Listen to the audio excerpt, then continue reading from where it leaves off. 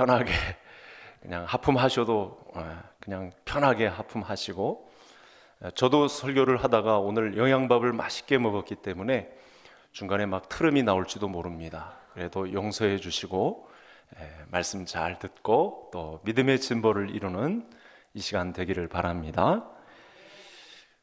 지금 북왕국 이스라엘 초대왕인 여로보암이 일생일대의 기회가 올까 말까한 그런 하나님의 복을 받았는데, 그 성경은 여로보암이 불로소득으로 초대왕에 올랐다 이렇게 이야기를 합니다.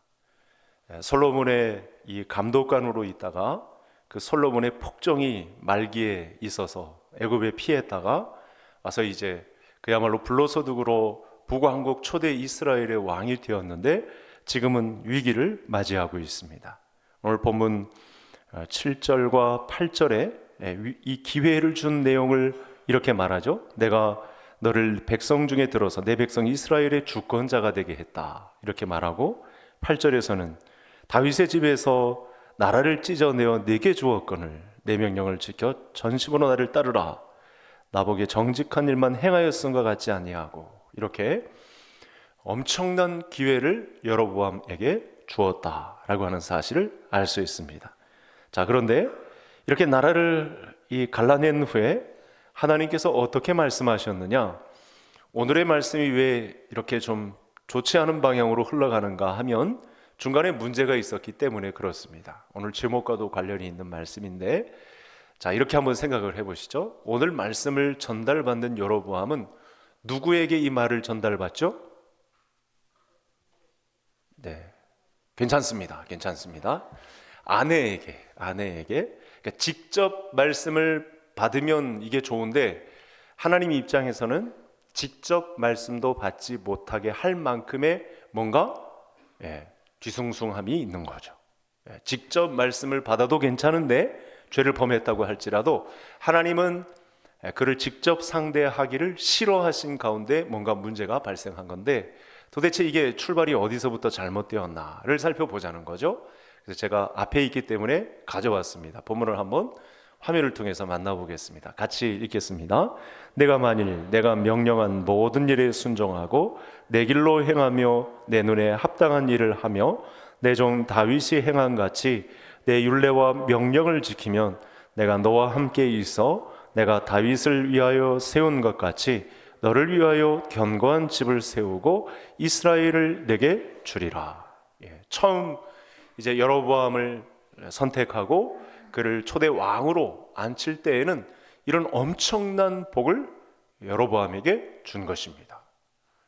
이런 기회는 오기가 쉽지 않습니다. 그래서 여호와께서 명한 모든 일에 순종하고 다윗의 길로 행하기만 하면 견고하게 다윗과 같이 그 나라를 내게 주겠다, 이런 기회가 마련되어 있었던 것입니다. 그런데 여로보암이 이 기회를 어떻게 했습니까? 유감스럽게도 이 기회를 살리지 못하고 죄악으로 대응했습니다.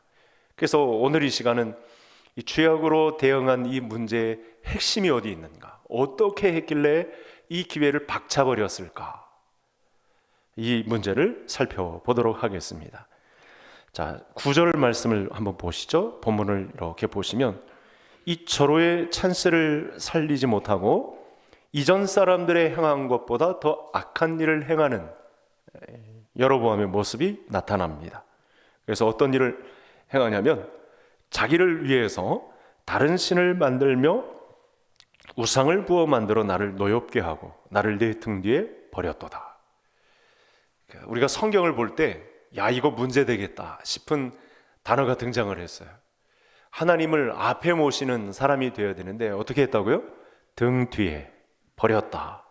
근데 이 말씀의 순서도 우리가 그냥 우리 한글 개역 개정 성경으로 이렇게 보면 본문이 뚜렷이 드러나질 않습니다.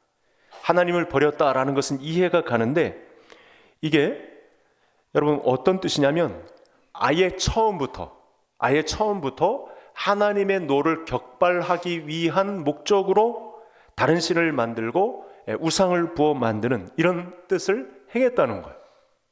참 이상하죠? 어떻게 일을 진행하다가 보니 우상을 만들고 다른 신도 섬기는 이런 우상 숭배의 길로 접어들었다. 이렇게 되면 뭔가 이해가 가는데, 이 말씀의 구절의 뜻이 뭐냐면 이 똑같이, 그러니까 처음부터 하나님의 노를 격발할 그 마음을 가지고, 여러분 우리가 전도를 하다 보면 그리스도인들에 대해서 그냥 회피하는 사람들도 있지만 공격적인 사람들이 있죠.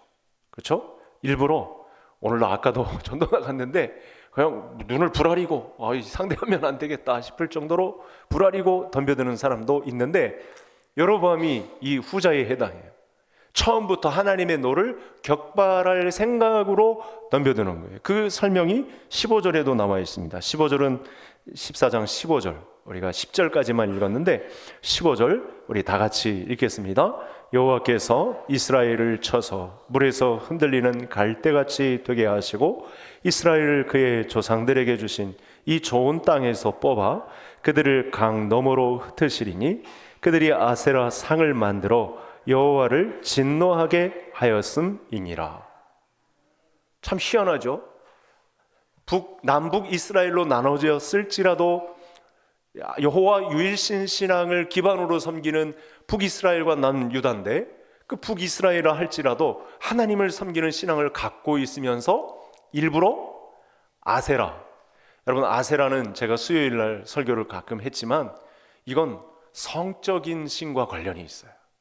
여성신인데 이게 사람들의 쾌락을 위한 모임을 갖고 어떤 성적인 문제를 공유하는 그런 문제로 생긴 신이 아세라 신이거든요. 그러니까 일부러 이걸 안다면 절대 이렇게 할 수 없을 텐데 처음부터 아예 하나님의 노를 격발할 생각으로 이와 같은 일을 벌인 왕이 여로보암 왕이었다라고 하는 사실입니다. 뿐만 아닙니다. 16절 뒤에서 보면 자기만 범죄를 하는 것이 아니라 이스라엘 나라 전체적으로 물들이게 했다, 이 표현을 쓰죠. 그도 범죄하고 이스라엘로 범죄하게 하였습니다. 자기만, 여로보암 왕만 그런 쾌락을 쫓든지 아세라 상을 섬기든지, 그의 자기의 즐거움을 위하여 우상을 섬기는 문제는 자기만의 문제라고 할 수도 있겠는데, 이 모든 문제가 이스라엘 전체 백성들에게까지 전염되었다라고 하는 사실을 고발하고 있습니다. 여러분 이 말씀은요 14장 말씀뿐만 아니라 15장, 16장, 22장에서까지 다룹니다.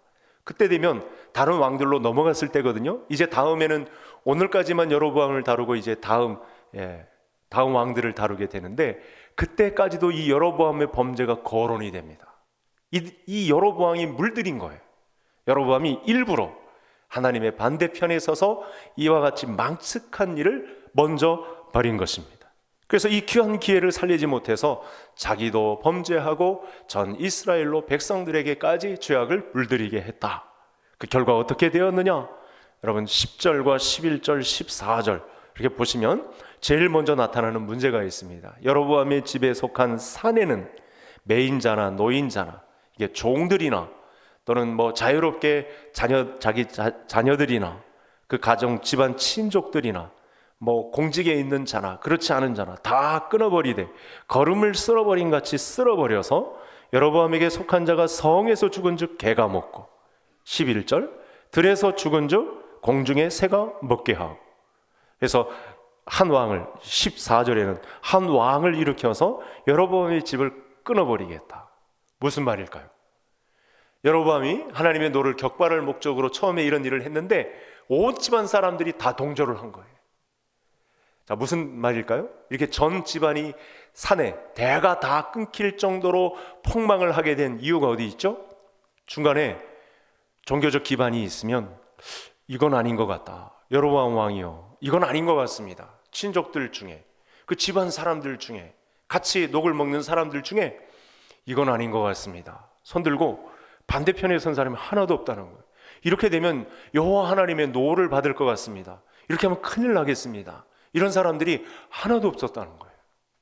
그러니까 나중에는 나라를 통째로 넘겨지게 되는데, 여러분 이 지금 10절, 11절, 14절을 보면서 우리가 역사적으로 살아계신 하나님을 만나요. 여러분 지금 이스라엘이라고 명명하지만 본명은 뭐냐면 유대 민족이잖아요. 유다 족속을 기반으로 이 남쪽 베냐민 지파와 유대 지파만 남고, 사실은 그 전에 이 북이스라엘에 소속된 모든 지파들은 유야무야됩니다. 민족 중에 아수르로 잡혀가 가지고 다 흩어집니다. 그 이후로 돌아오는 사람도 있었겠지만, 사실은 그 이후로 한 왕에게 넘겨진 그 이후로부터 북이스라엘은 이 지상에서 없어지는 그런 결과를 낳게 되었다는 사실입니다. 그 단서가 뭐냐? 처음부터 여호와 하나님의 노를 격발할 목적으로 등 뒤에 버렸다. 뭐죠? 여호와 하나님 신앙을 헌신짝처럼 버렸다라는 표현이에요. 이런 일이 있군요. 인간 세상에, 죄악된 세상 가운데 하나님을 믿는 사람들이 있는가 하면 처음부터 하나님을 버릴 목적으로 서 있는 사람도 있다라고 하는 아주 무서운, 참으로 두려운, 경외로우신 하나님을 우리가 지금 본문 속에서 만나고 있습니다. 여러분, 여로보암만 범죄한 것이 아니라 전 민족적으로 이스라엘까지 범죄케 하였으니, 여러분, 여로보암만 또 벌을 받는 것도 아니고 이스라엘 백성 전체까지 다 벌을 받는 결과를 맞이했다. 이럴 때는 이거 잘못된 것 같습니다. 우리가 지금 한참을 잘못 가도 너무 어긋난 것 같습니다. 왕이여, 이러면 안 되겠습니까? 순교를 각오하고 뭔가 손해를 감수하고 손들고 나선 사람도 북이스라엘 이 초대 왕 여로보암이 통치할 당시의 사람들 중에는 없었다라고 하는 사실이죠. 지금 선지자 아히야 선지자만 아내에게 이 소식을 전하고 있고, 다른 모든 영계는 다 무너져 있는 상황을 보고 있습니다. 그래서 15절에 나온 형벌인데, 이스라엘을 쳐서 물에서 흔들리는 갈대같이 되게 하시고 열조에게 땅에서 뽑아 강 너머로 흩으신다.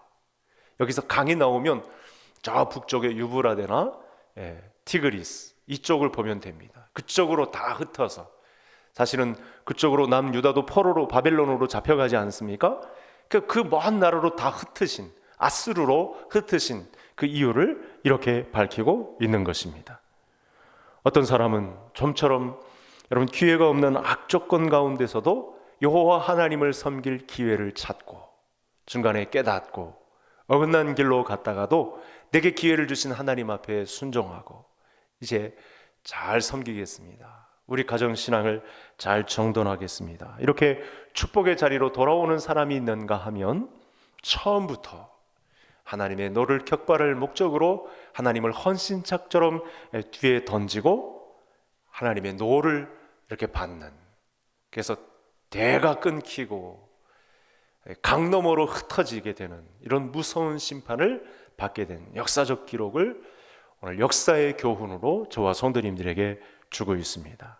여러분, 반면에 오늘 이 여로보암의 행함과 그리고 이 여로보암의 행하는 이 행동을 비교하는 본문이 성경에 가깝게 있습니다. 자, 그 사람이 누구냐면 다윗의 경우인데, 다음 화면을 한번 보시겠습니다. 본문 안에도 나오는데 제가 일부러 시편 말씀을 끌어왔는데요. 일단 70절, 71절 우리 같이 함께 읽겠습니다. 또 그의 종 다윗을 택하시되 양의 우리에서 취하시며 전량을 지키는 중에서 그들을 이끌어내사 그의 백성인 야곱 그의 소유인 이스라엘을 기르게 하셨더니, 본문에서 우리가 주목해야 될 내용이 있습니다. 여러분, 처음부터 하나님의 노를 격발할 목적으로 하나님을 배반하는 경우도 있지만, 사실은 하나님의 손에 강권적인 이 주권에 잡혀서 기르게 하시는, 꼼짝 못하게 이 하나님의 주권에 꼭 붙잡혀서 하나님의 일을 처음부터 끝까지 감당하는 사람도 있습니다. 이 간격은 정말 큰 구렁이 끼어 있는 것 같은 느낌이 있는데, 저와 성도님들은 이 부활의 아침을 맞이한 우리 모든 개성의 성도님들은 다윗처럼 하나님의 집에 양의 우리에 든 그 양들을 기르시는 하나님의 손에 붙잡힌 믿음으로 서 있는 우리 모든 성도님들이 되시기를 간절히 소원합니다. 하나님의 인도하심은 그 정도의 인도하심입니다. 우리를 하나님의 장중에 붙잡아서 그의 기르시는 양처럼.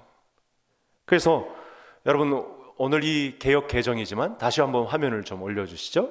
여기 개역 한글이 조금 잘 된 경우도 있고 개역 개정이 좀 바로잡는 부분도 있긴 했지만 예전 성경이 더 좋은 경우가 있는데, 이 78편 72절의 말씀, 과거 개역 한글은 뭐라고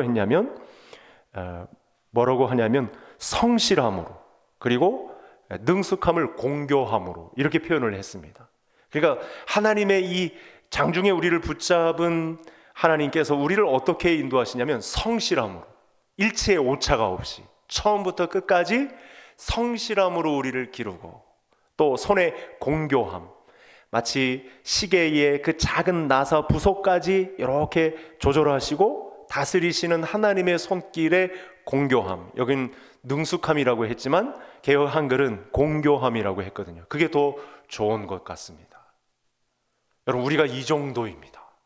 하나님의 손에 붙잡힌 믿음의 사람들을 하나님께서 기르시는 경우는 바로 이것입니다. 우리가 이런 말씀의 은혜가 아니면, 그래서 처음부터 하나님의 노를 격발할 목적으로 도대체 악의 끝이 어딘지 모를 정도로 완고함으로 대우하는 세상 사람들을 만나게 되는데, 이런 영적 전투를 저와 성도님들이 치르고 있다는 것도 이 역사의 교훈을 통해서 살펴볼 수 있겠습니다. 지금까지 하나님이 주신 기회를 올바로 살리지 못해서 이 복을 걷어찬 여로보암의 경우와, 또 하나님이 주신 기회를 잘 살려서 이미 받았던 복보다 더 큰 복을 받았던 이 다윗의 경우를 저와 성도님들이 지금 살펴보고 있습니다. 우리 개성교회 모든 성도님들도 하나님이 주신 지금의 기회, 이와 같은 놀라운 기회, 이 코로나 팬데믹을 지나면서 하나님에게 우리에게 다시 주신 이 놀라운 기회를 잘 살려서 주신 복 위에 더 큰 하나님의 복을 잘 살려내는 그런 은혜가 있으시기를 주의 이름으로 축복합니다. 그래서 다윗과 비교해 보면서 우리는 어떤 신앙을 가져야 되겠는가? 그 해답을 여로보암과 그 선대 왕이었던 다윗 왕에게서 우리는 답을 찾을 수 있겠습니다. 지금 11장부터 아이야 선지자가 나타나거든요. 오늘 14장에 아이야 선지자가 나타나지만 11장에서부터 나타납니다. 그래서 사실은 여로보암에게는요, 아이야 선지자가 축복의 선지자입니다. 그렇죠? 혼자 감당할 수 없으니까 영적으로 성숙한 선지자를 보내주셔서 그때부터 코치를 하거든요. 이건 이렇게 해야 되고 이건 이렇게 해야 된다. 그때부터도 좀 문제 소지가 있을 만한 것에 대해서 미리 예고를 합니다. 죄에 있어서는 이런 책망을 하고 그 책망을 달갑게 여기고 멸망을 예고할 때 우리가 멸망에 이르지 않도록 우리 하나님 말씀 앞에 잘 순종해야 된다, 이런 말씀을 합니다. 여러분, 사무엘하 7장에서 다윗에게 이 조언을 잘 해주었던 선지자가 누구죠? 나단 선지자입니다. 나단 선지자가 다윗에게 아주 귀한 선지자로, 조언을 잘 해주는 선지자로 있는데, 그때뿐만 아니고 이 다윗이 성적인 범죄를 아주 크게 저질렀을 때, 그때에도 아주 따끔한 충고를 할 때 어떤 선지자? 나단 선지자가 나타납니다. 저는 성도님들에게 오늘날 선지자의 역할을 잘 감당하는 주님의 교회, 그리고 하나님의 말씀의 지도를 잘 받는 우리 모든 성도님들 되시기를 바랍니다. 이게 뭐냐면 선지자 앞에 서야 된다는 거예요. 하나님의 말씀을 등 뒤에 돌려버리는 그런 우를 범하지 말고 하나님의 말씀을 바로 앞에 두고, 그것이 복을 얻는, 이미 복을 얻은 다음에 더 큰 복을 얻게 되는 놀라운 비밀이 된다는 말씀을 볼 수 있습니다. 나단 선지자는 다윗에게 자문위원과 같습니다. 그가 평상시에도 나단 선지자의 하나님의 말씀을 통해서 말씀의 경각심을 갖고 대하고, 또 중한 범죄를 저질러 이건 끝장이다, 이건 끝난 것 같다 라고 싶을 때에도 아주 따끔한 충고를 감당하면서 거긴 생명도 들어가죠. 생명의 희생도 있습니다. 사실은 그럼에도 불구하고 다시 살리시는 기회를 잘 얻었던 사람입니다. 여러분, 똑같은 사람인데 하나는 복을 빌어주는 선지자로 나타나고 하나는 멸망길로 인도되는 그런 선지자를 만난다. 저와 성도님들에게는 어떤 선지자가 버티고 서 있습니까?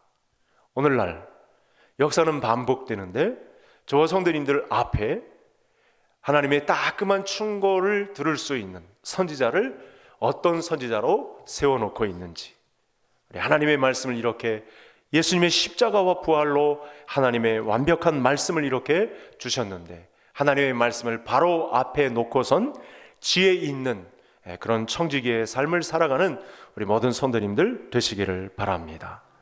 예수님은 믿음의 고백을 감당한 베드로를 칭찬하셨다가 이 고난의 길을 방해하는 언사를 했을 때 예수님조차도 어떻게 하죠? 사탄아 물러가라, 이렇게 말씀하시죠. 아주 단호하게. 그러니까 예수님도 사실은 마지막 선지자의 역할을 감당했던 분입니다. 성경을 보면 하나님의 말씀을 받아가진 선지자들이 어떻게 했냐면 이렇게 하나님의 말씀을 가지고 그 영적인 분위기를 잘 살피고 따끔한 충고도 하고 사전에 미리 예방하는 측면에서 하나님의 말씀을 이렇게 지켜야 된다. 그렇지 않으면 멸망길로 간다라고 하는 말씀을 공통적으로 선지자를 세워주십니다. 그래서 오늘 본문 9절은 뭐라고 하냐면 하반절 잘 보시면 나를 내 등 뒤에 버렸도다. 자, 오전에 제가 이 비슷한 말씀을 드렸는데 이런 거죠. 모든 결정에 자기의 경험을 앞세워요. 희한하게도 기도하는 시간을 통해서 하나님의 말씀의 지도를 받는 시간이 있어야 되는데 신앙생활 오래 했음에도 불구하고 교회에 와서는 이 말씀을 듣고 아멘 할렐루야 하는데 희한하게 집에서 처리하는 모든 문제를 놓고 보면 기도 없이 주저함 없이 결정을 해버려요. 이런 문제가 있다. 이거 뭐냐면 나를 등 뒤에 버렸도다 라고 하는 말과 똑같습니다.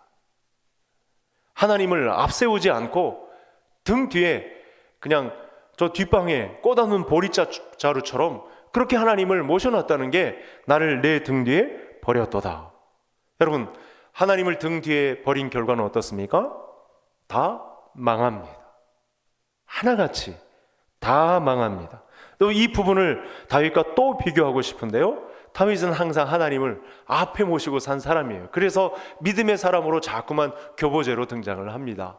화면을 한번 보시겠습니다. 시편 16편 말씀인데 제가 8절, 성도님들이 9절, 10절은 같이 읽겠습니다. 내가 여호와를 항상 내 앞에 모시며 그가 나의 오른쪽에 계심으로 내가 흔들리지 아니하리로다.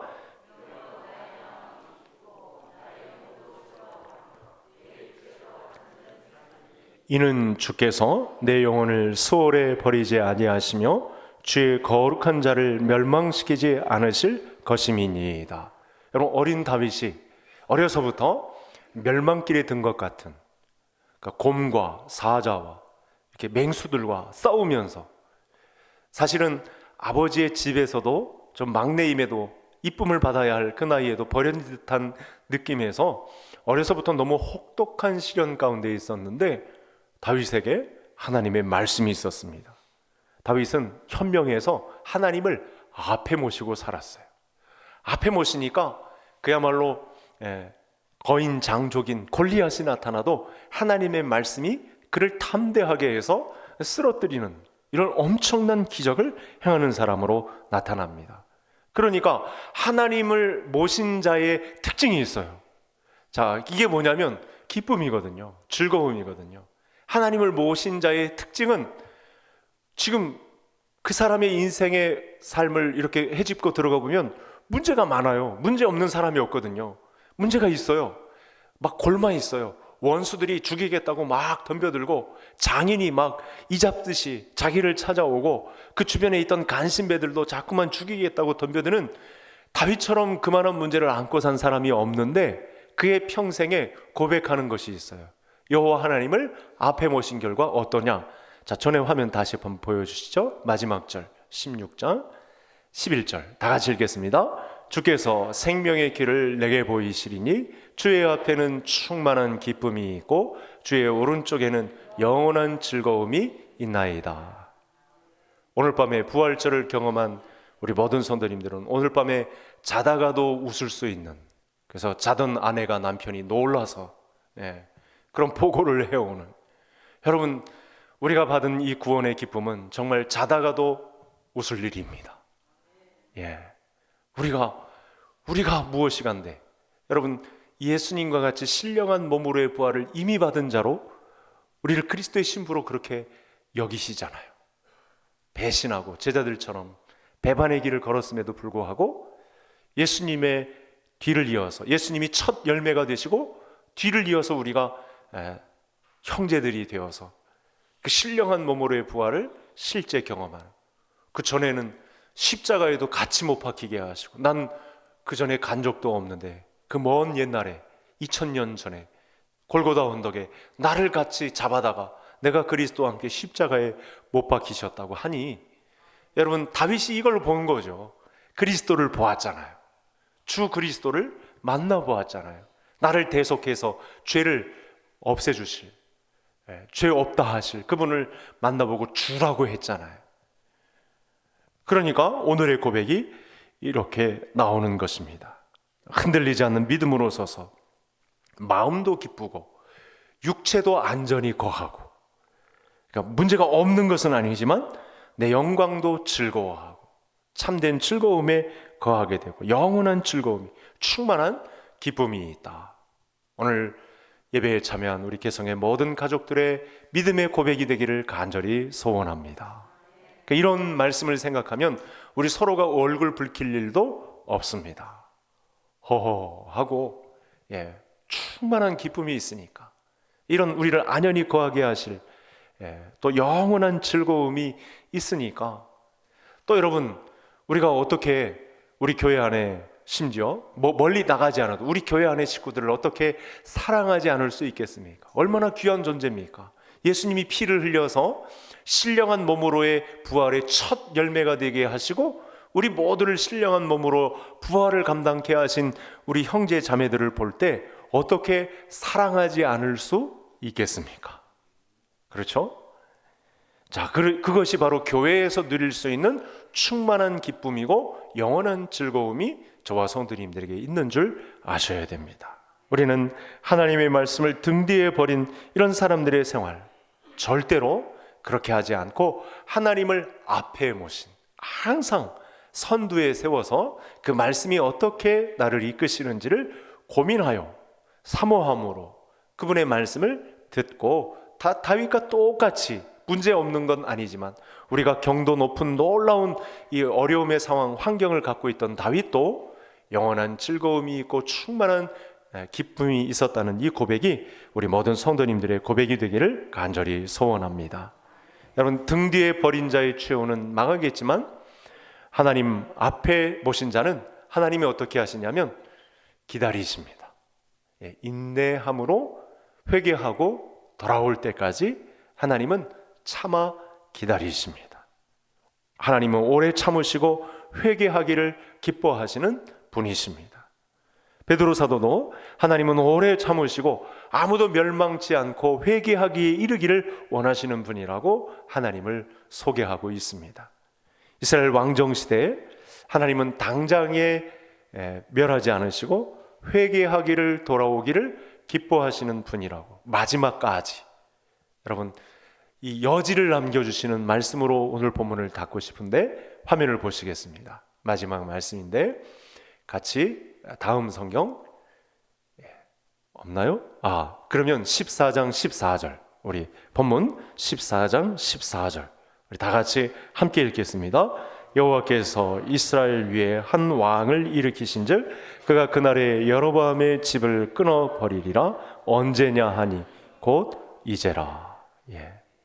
여러분, 지난 시간 하나님은 기다리시고 오래 참는 분으로 묘사되었지만 사실은 제가 이렇게 좀 극적인 표현을 썼는데 여로보암의 집은 다릅니다. 하나님 한 왕을 일으키시고 여로보암의 집이 끊어지는데 언제냐? 그러니 지금 곧 이제라. 무슨 말일까요? 우리 믿음의 사람들에게는 기회가 주어집니다. 아주 충분한 오래 참음이 기다리고 있지만 등 뒤에 버린 자의 최후는 심판이 임박합니다. 회개의 기회가 주어지지 않고 있다고 말씀합니다. 마지막 말씀, 언제냐 하니 곧 이제라. 아까 사내가 없어지고 또 멸망을 예고한 여로보암의 집에 이 피폐한 환경이 끝에까지 가지 않고 지금 곧 나타난다. 북왕국 이스라엘은 여러분 여러 왕조가 많이 등장을 합니다. 그러니까 이씨 왕조, 뭐 예전에 조선 말에 있었던 뭐 안동김씨, 뭐 이렇게 바뀌지도 않고 쭉 가지만 여러분 이스라엘에는요, 북왕국 이스라엘에는 수시로 바뀝니다. 여호와를 등 뒤에 이렇게 내어버린 이 사람들에게는 왕조가 이어지질 않습니다. 그럼에도 불구하고 유대 왕조는 끝까지 예수님 오시기까지 이어지는데 북이스라엘은 여호와 하나님을 등 뒤에 버린 결과 회개의 기회가 주어지지 않는 그런 역사의 교훈이 오늘 본문 가운데 나타났습니다. 그러니 여러분 여로보암의 집이 얼마나 불행합니까? 이 멸망을 두고도 우리가 어떻게 할 수 없습니다. 하나님께서 기회를 주셨음에도 불구하고 심지어 불러서 두고로 얻은 그 놀라운 기회도 살리지도 못하고 여호와 하나님을 등 뒤에 버렸으니 이 일을 어찌하면 좋겠습니까? 어떤 사람이 범죄할 때 하나님은 당장에 벌어지지 않고 회개하도록 기회를 주시나 여러분 어떤 사람의 경우는 당장에 지금 회개할 기회도 허락하지 않고 끊어버리시는 단호한 입장의 하나님도 역사의 교훈 속에 남아 계시다라고 하는 말씀이 오늘 말씀의 마지막 교훈이 되겠습니다. 오늘 말씀을 받은 저와 성도님들은 여로보암의 경우도 잘 살피고 다윗의 경우도 역사의 교훈으로 잘 살펴서 저와 성도님들이 이왕 신앙생활을 할 바에야 충만한 기쁨이 있고 영원한 즐거움이 있는 다윗의 길로 행하게 되시기를 주의 이름으로 축복합니다. 하나님 아버지 감사합니다. 오늘도 귀한 은혜의 말씀을 우리에게 부활의 아침에 허락해 주셨는데 하나님 우리에게 다윗의 믿음으로 무장되는 은혜를 베풀어 주시옵소서. 하나님의 말씀이 항상 한 발짝 자국 앞서 가실 수 있도록 하나님 등 뒤에 헌신착처럼 버리는 그런 행동이 없도록 당장에 벌하시지 않고 회개의 기회를 허락하시는 은혜가 있는 가정을 이어나갈 수 있도록 우리에게 믿음을 더하여 주옵소서. 남아있는 평생에 하나님 다윗이 경험했던 충만한 기쁨, 영원한 즐거움이 우리에게 있기를 원합니다. 하나님의 말씀을 앞에 모신 자의 이 오래 참아 기다리신 가운데 우리에게 허락하신 이 기쁨을 누리며 믿음 생활을 감당해내는 우리 가족들 다 되게 해 주옵소서. 예수님의 이름으로 기도하옵나이다. 아멘. 우리 말씀을 생각하시며 오직 주의 사랑에 매여 찬양하겠습니다.